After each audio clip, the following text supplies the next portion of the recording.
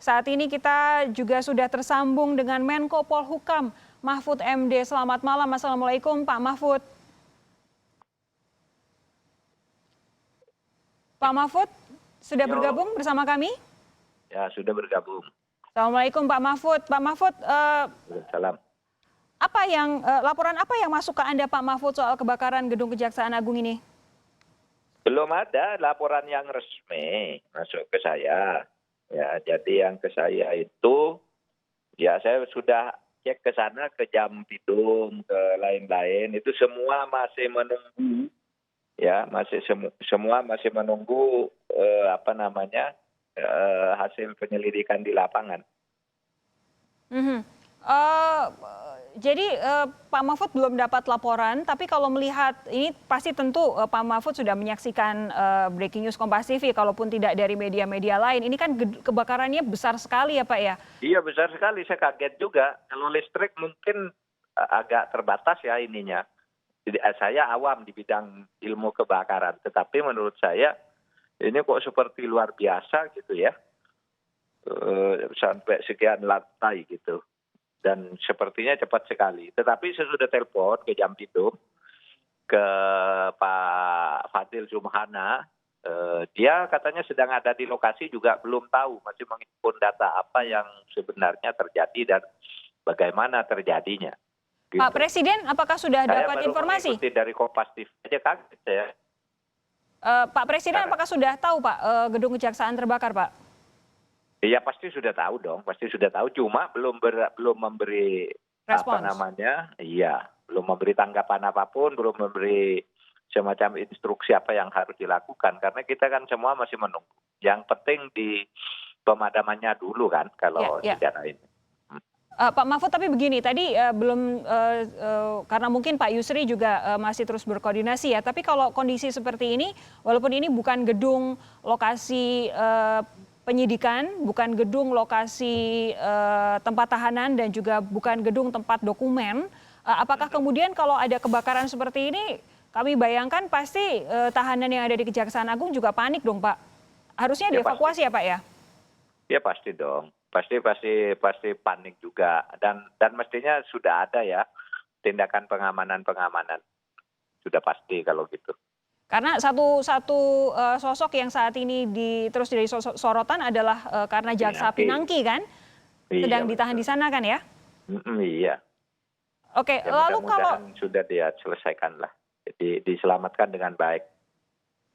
Oke, Pak Mahfud, kemudian kalau gedung Kejaksaan Agung seperti ini terbakar, menurut Anda harusnya kan gedung-gedung seperti ini, gedung-gedung pemerintahan itu kan ada SOP tersendiri untuk memastikan kebakaran yang besar bisa tercegah begitu. Kalau seperti ini, apa yang bisa Anda sampaikan Pak Mahfud? Ya kita lihat aja nanti bagaimana perkembangannya, kan bisa muncul banyak teori ya gitu, ada yang mungkin kecelakaan yang biasa itu mungkin listrik yang menyebabkan itu. Tetapi kok besar begitu kalau listrik sampai sekian lantai. Lalu ada teori lain. Nanti kan polisi itu akan menyelidiki itu semua dan kita nunggu aja lah. Saya juga tidak bisa memberi komentar apa-apa tentang itu. Masih menunggu ini, saya ikuti terus dari detik ke detik. Apakah sudah ada laporan ke Pak Mahfud soal dokumen-dokumen penyelidikan atau penyidikan yang disimpan oleh Kejaksaan Agung? Belum ada laporan, karena ini kan informasinya baru gedung intelijen ya, ruangan intelijen 334, mungkin dokumen-dokumen intelijen. Ya, tetapi sekarang ini kan gini ya, sekarang ini kan eranya era digital gitu. Kalau cuma barang-barang ada yang rusak yang secara fisik itu nanti kan bisa ditemukan lagi lewat digital gitu. Kan digital itu pasti ada pusat penyimpanannya yang di luar Kejaksaan Agung gitu. Seharusnya seperti itu ya? Iyalah, kalau itu sampai hilang ya aneh gitu. Kalau sampai tidak diketemukan jejaknya kan aneh gitu. Oke, jadi kebakaran tidak boleh jadi alasan nantinya kinerja penyidikan jadi terhambat ya Pak ya? Oh iya, tidak boleh. Harus berjalan. Kegagalan itu kan cuma alat aja. Yang substansi penyidikan, penegakan hukum dan sebagainya itu jangan terhalang oleh itu. Pak Mahfud, apakah sudah berbicara dengan Jaksa Agung soal insiden ini, Pak?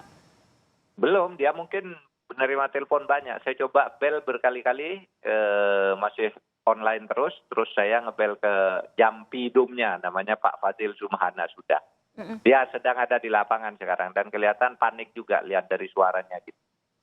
Pak Mahfud, kalau bisa saya ceritakan saat ini, saya tidak tahu Pak Mahfud saat ini masih aktif di media sosial Twitter atau tidak, tapi di Twitter saat ini sudah mulai muncul suara-suara. Kenapa kebakaran kok muncul pada hari Sabtu di tengah libur cuti panjang begitu, kemudian dalam kondisi kosong, dan kebakarannya bisa secepat itu melalap sebagian besar gedung di area depan Kejaksaan Agung. Apa yang bisa Anda sampaikan untuk memastikan bahwa ini tidak jadi kemudian isu yang merembetnya kemana-mana, Pak Mahfud? Karena kan posisinya saat ini Kejaksaan Agung kan disorot karena kasus-kasus besar, salah satunya tentu Joko Chandra. Iya, bisa. Orang menganalisis bermacam-macam gitu, dan kemungkinan itu kan semuanya bisa saja terjadi gitu. Makanya kita lihat dulu kepastiannya seperti apa gitu. Oke, jadi memang kita semua harus bersabar menunggu. Ya, jangan bikin skenario-skenario dulu ya Pak ya? Iya, oke ya. Kita tunggu semuanya. Terima kasih Pak Mahfud MD, Menko Polhukam, sudah bergabung bersama kami di Breaking News Kompas TV.